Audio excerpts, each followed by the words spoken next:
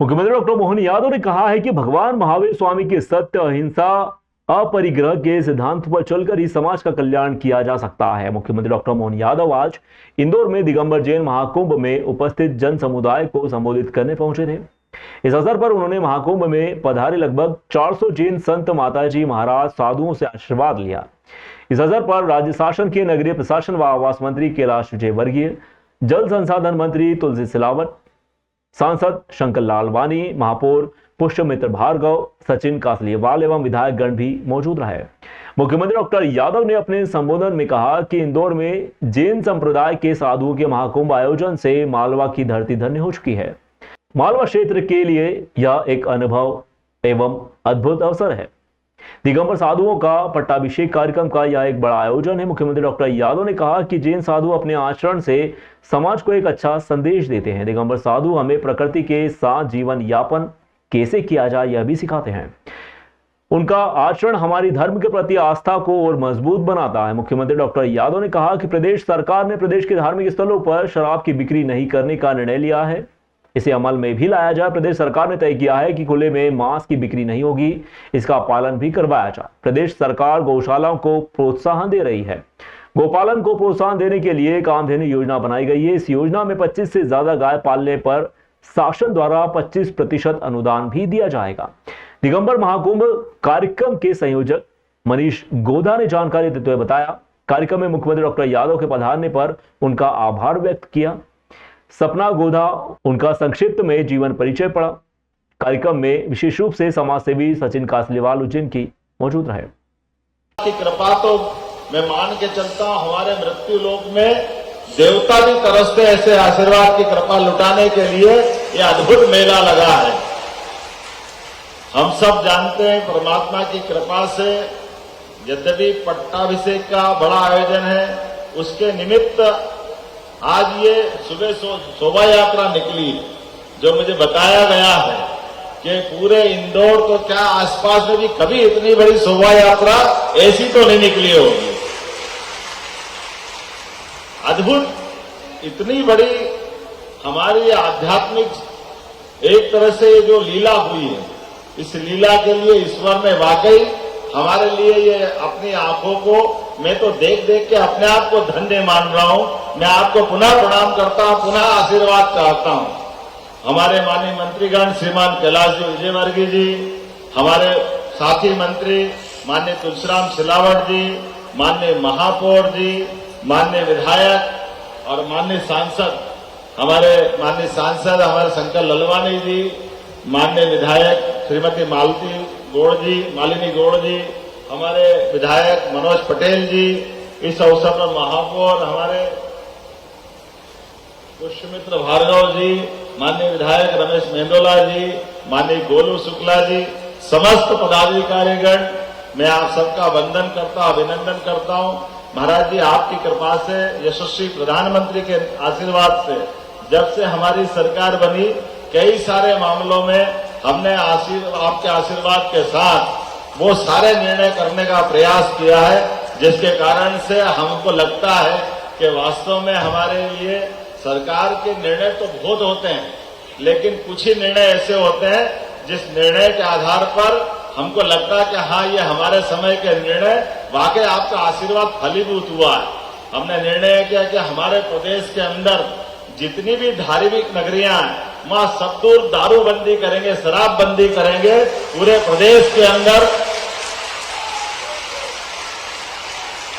सभी धार्मिक शहर, क्या उज्जैन, क्या महेश्वर, क्या मंडलेश्वर, क्या ओंकारेश्वर, एक एक करके दतिया, पन्ना, ओरछा, सलकनपुर, जहां हमारी धार्मिक आस्था और विश्वास है, वहां हमने कहा चाहे जो हो जाए, यहाँ की शराब की दुकानों को ताले लगा करके हमने ये निर्णय किया।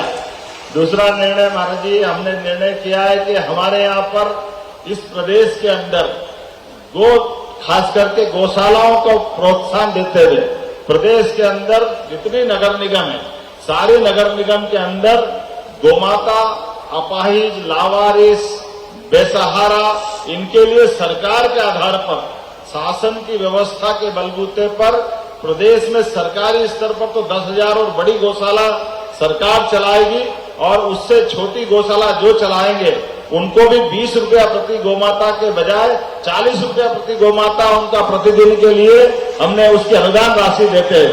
ये जो हमारी गौ सेवा के प्रति भक्ति है या भाव आपके आशीर्वाद से मिला है, और इतना ही नहीं, जो व्यक्तिगत स्तर पे भी खाली गौशाला नहीं, गौमाता तो हम सबके लिए क्या स्थान रखती बताने की जरूरत नहीं। तो ऐसे में जो जो गाय पाले वो गोपाल, इसलिए ये कामधेनु योजना के माध्यम से प्रत्येक व्यक्ति को जो 25 से ज्यादा गाय पालेगा उसको 25% अनुदान हमारी सरकार के द्वारा दिए जाने की हमने घोषणा की। इतना ही नहीं, इसके अलावा भी बहुत सारे प्रकार से, जैसे खुले में मांस मदिरा अगर कोई बेचता है तो ये कानून के विरुद्ध है।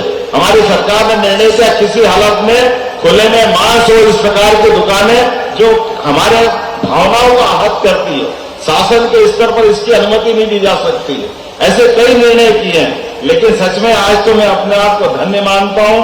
अपने लिए खास करके भगवान महावीर स्वामी के सत्य, अहिंसा, आस्ते, ब्रह्मचर्य और परिग्रह का जो सिद्धांत उन्होंने दिया, सच्चे अर्थों में हम सब जानते हैं कि आज आपकी मौजूदगी से ऐसा लग रहा है कि वह 2,500 साल पुराना इतिहास पुनः जीवंत हुआ है। मैं पुनः आपको प्रणाम करता हूं, वंदन करता हूं, अभिनंदन करता हूं।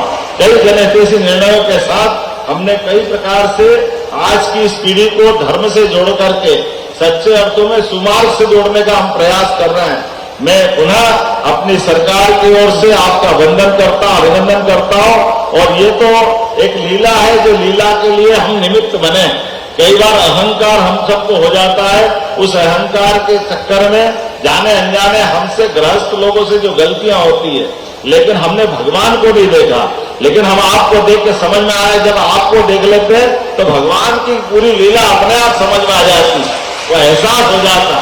सच्चे अर्थों में हम पुनः एक बार फिर इस पूरे महाअभियान में एक तरह से जो शब्द लिखा है महाकुंभ, वाकई ये महाकुंभ ही है, उसका ही एहसास करा रहा, जिसके आधार पर आज हम अपनी धर्म के आधार पर आस्था को मजबूत करेंगे।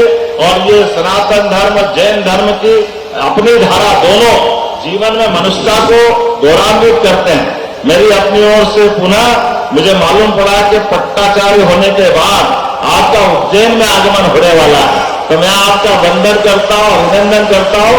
और हमारे बीच में तपोभूमि के माननीय आचार्य प्रज्ञासागर जी महाराज वहां विराजमान है। हमारा प्रयास रहेगा कि आपकी इस पट्टाभिषेक के बाद की उज्जैन की पहली यात्रा में मध्य प्रदेश सरकार की ओर से कोई कसर बाकी नहीं रहेगी। हम वंदन करते, अभिनंदन करते और सच में आपसे सारे आचार्यगणों का आशीर्वाद चाहते हुए मैं अपनी बात को विराम देता हूं। बोलिए भगवान महावीर स्वामी की